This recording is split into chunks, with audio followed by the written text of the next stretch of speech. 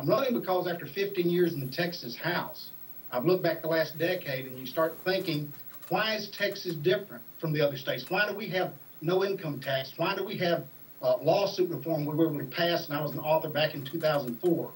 Why are we able to do Planned Parenthood clinics closings because of the wishes of the citizens of Texas?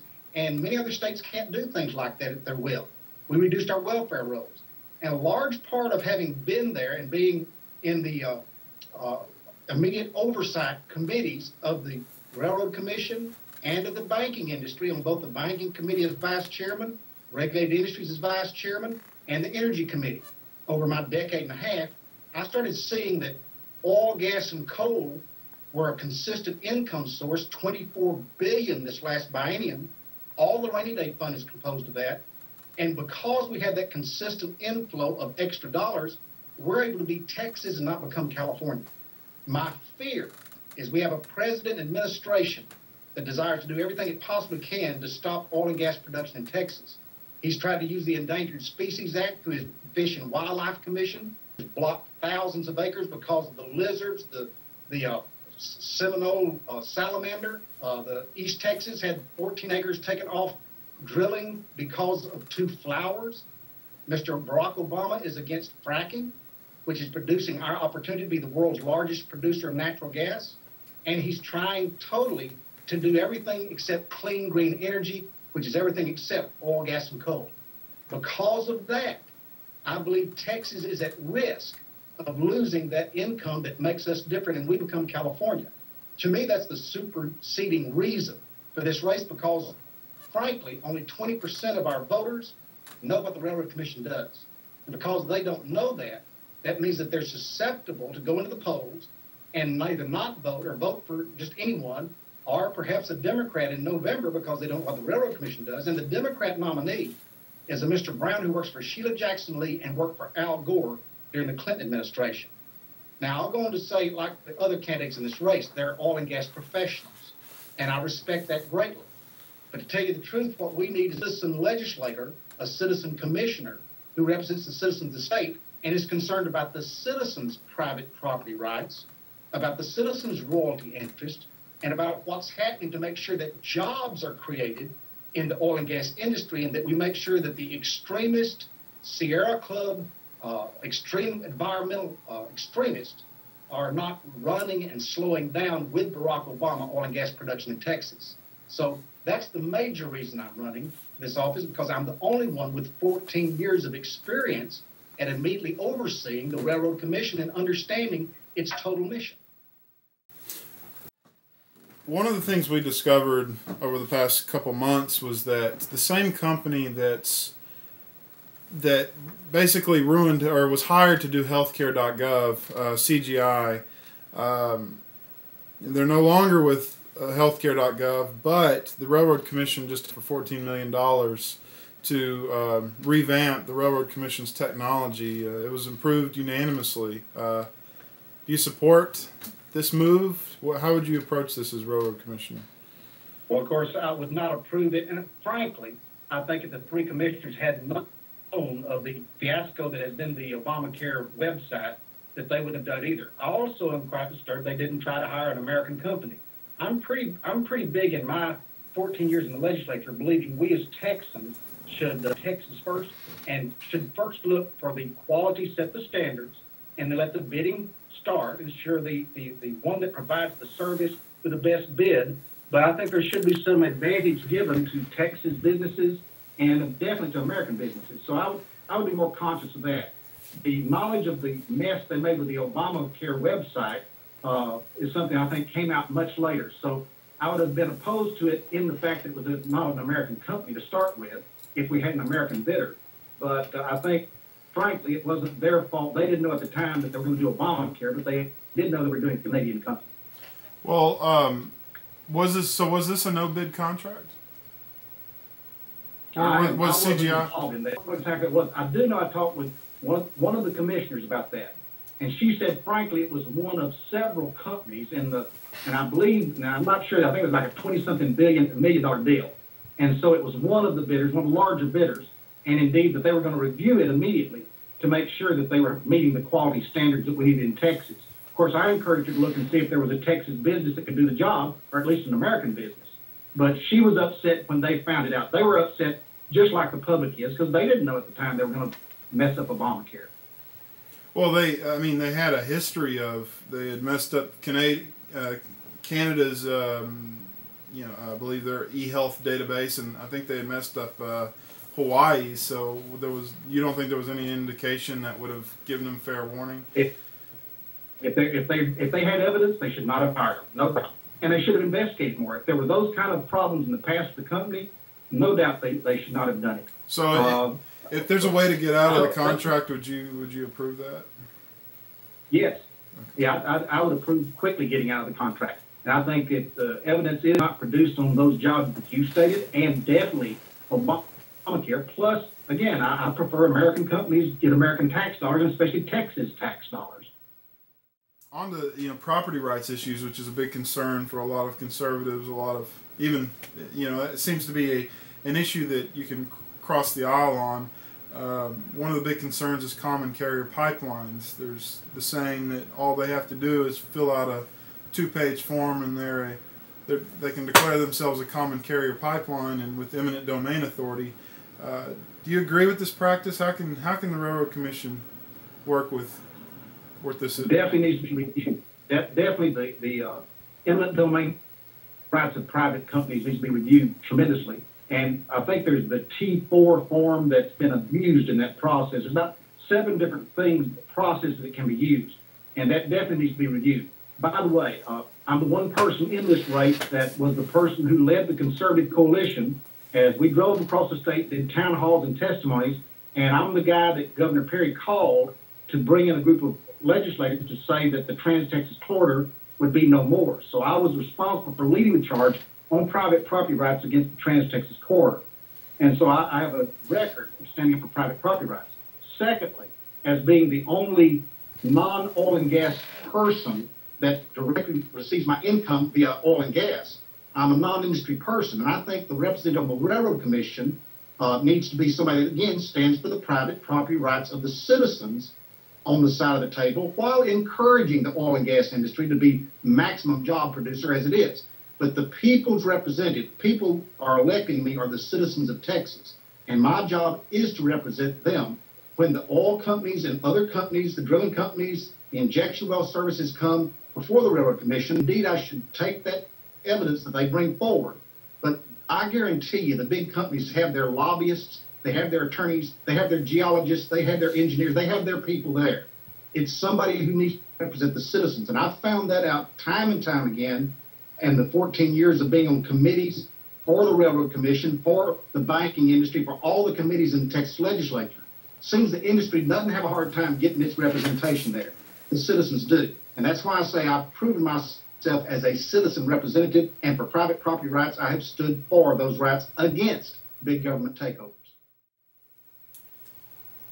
With Texas facing water shortages, or at least, that seems to be a problem facing a lot of rural communities. There are a lot of concerns that fracking uses a lot of fresh water, and which we need.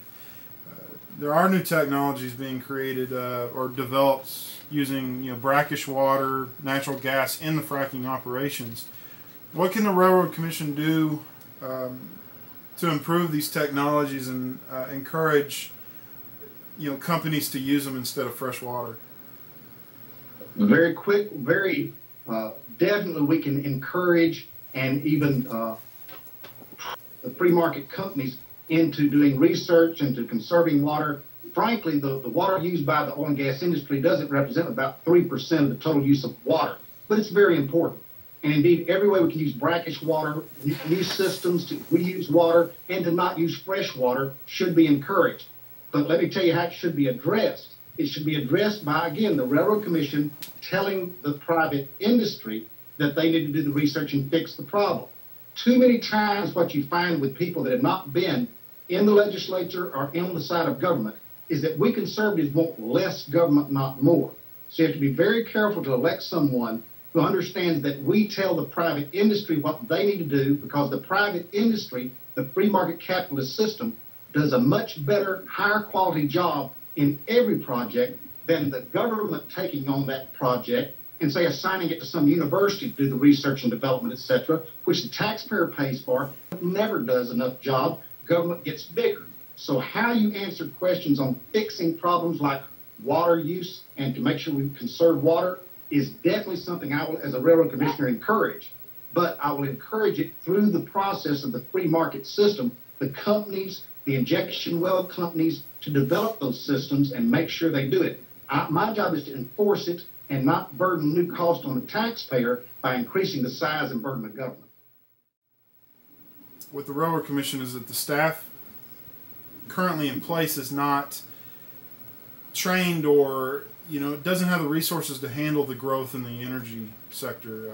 How would do you think there needs to be a change in the hiring processes or in the training of employees? How do we get better trained employees in the Railroad Commission to handle these sort of issues? We develop incentives such as are in the free market, where when people do good work, they may get a benefit. When they do poor work, they perhaps lose their jobs. And we develop that to a higher extent in all agencies of government. I've always been for that.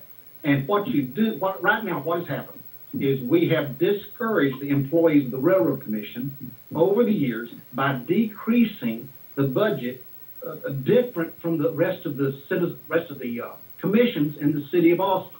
Understand the commission hires somebody.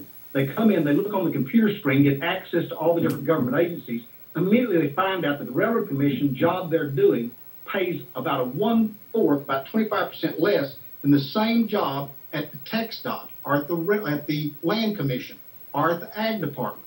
And it's because this office of Railroad Commissioner has been used in the past for political purposes, whereby they have overcut the budget at time at the Railroad Commission compared to other agencies.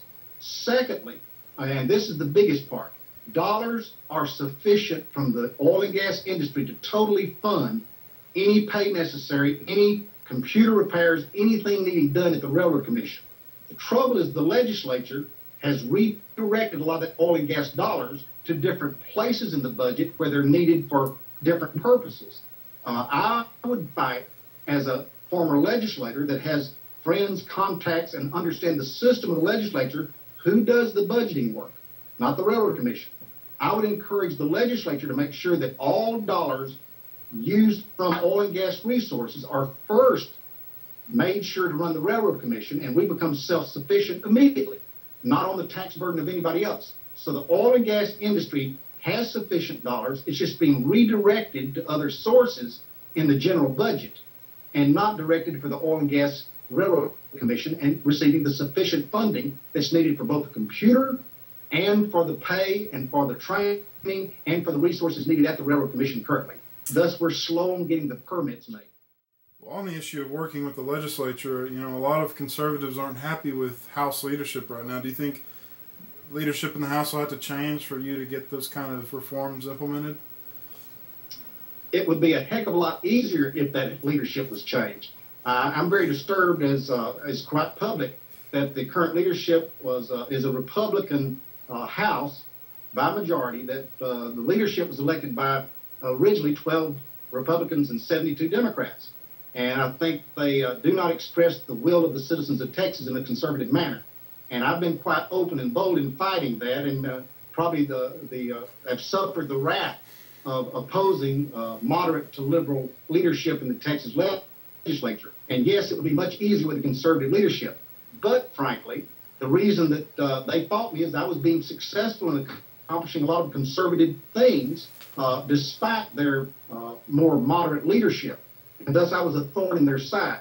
So yes, I believe I'm the one guy that can go in there and stir things up and get things done for the Railroad Commission, regardless of who's in leadership. You need somebody bold enough that'll stand up and not bow down. Understand, any somebody goes to new is going to be a certain learning period. Thus, all other candidates in this race, 3 fine people are asking for this position at Railroad Commission. None have legislated or experience in government in Austin. It'll be a learning curve for them.